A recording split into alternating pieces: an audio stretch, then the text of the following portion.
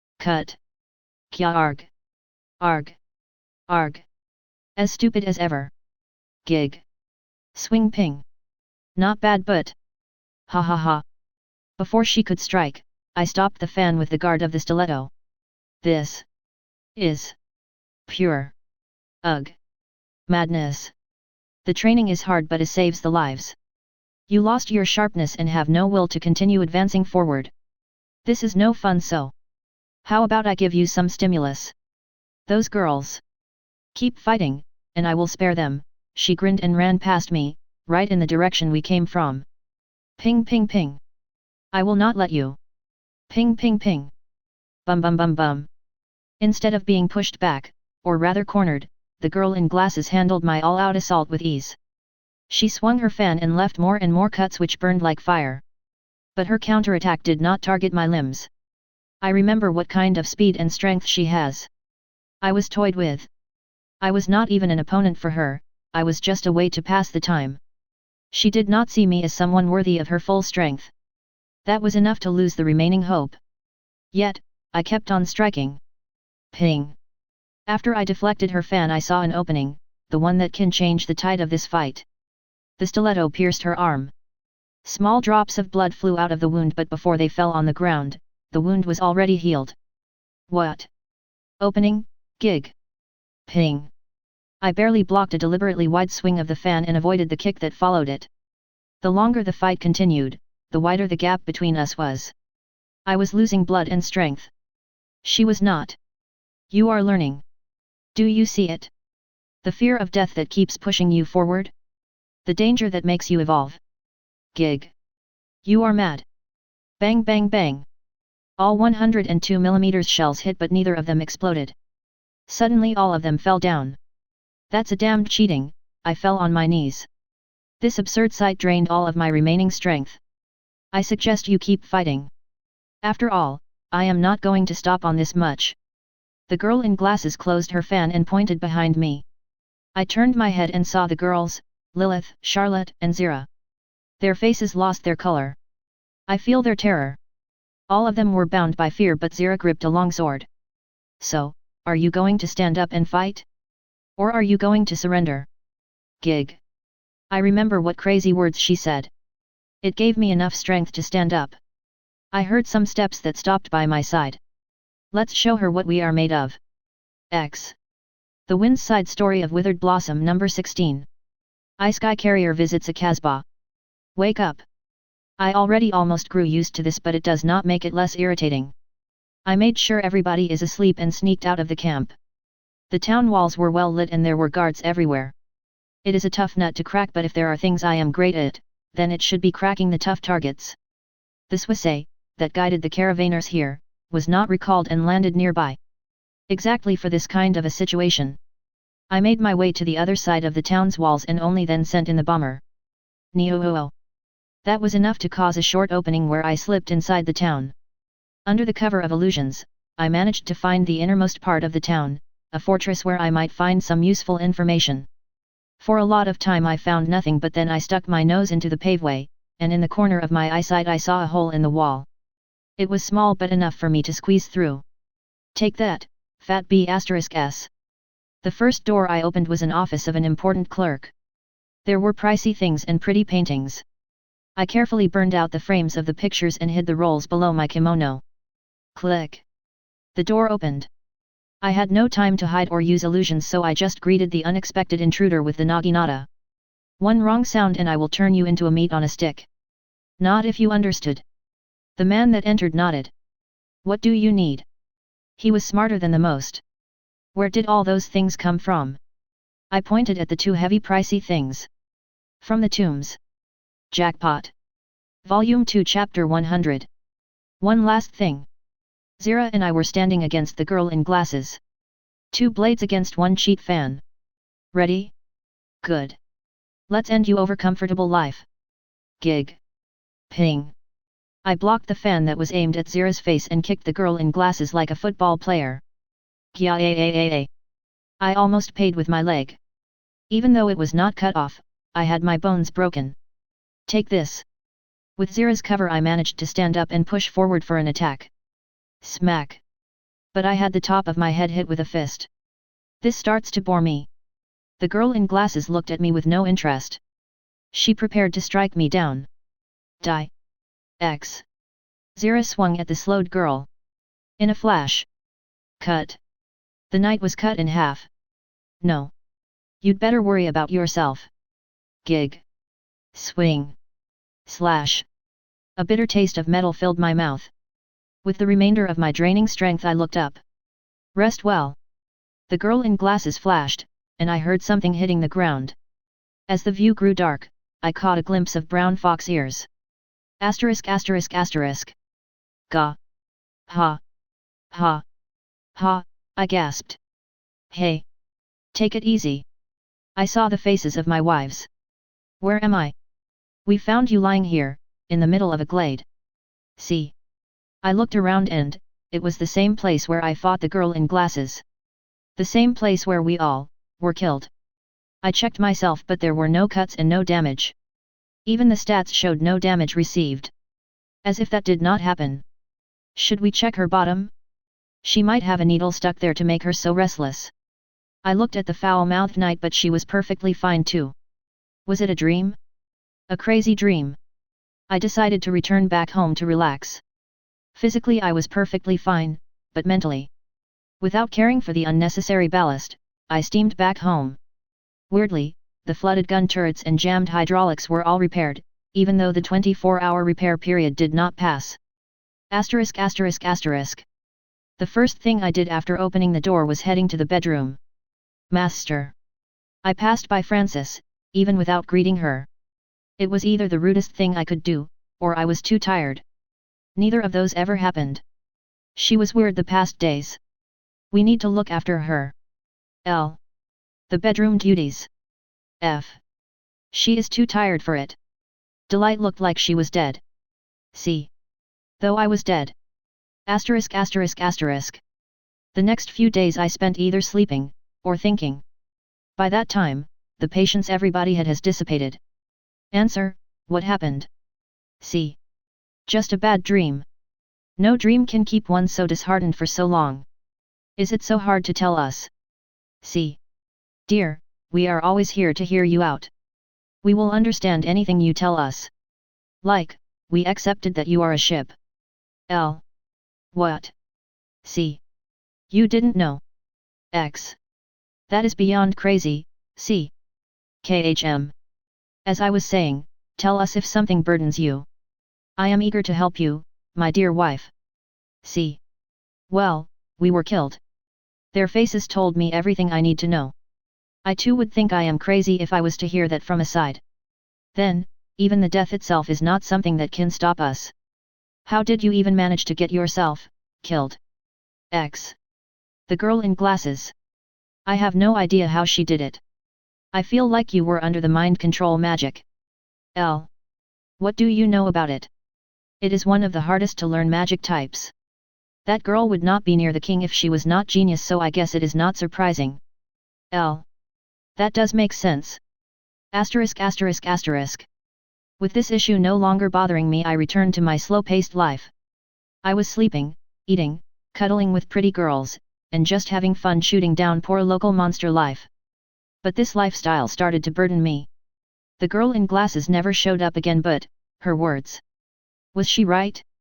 That this comfortable lifestyle is not for me? That I stagnated and no longer moved forward? What should I do? You are tired of this life. I heard the god's voice. Why did you visit me? Because, if you remember, I offered you a chance to try something else when you are fed up with the current life. What do you think about trying something else? Something entirely new? G. I guess, why not? I will tell my loved ones that I will be missing. Of course, whenever you are ready. G. Now, I just need to finish one last thing.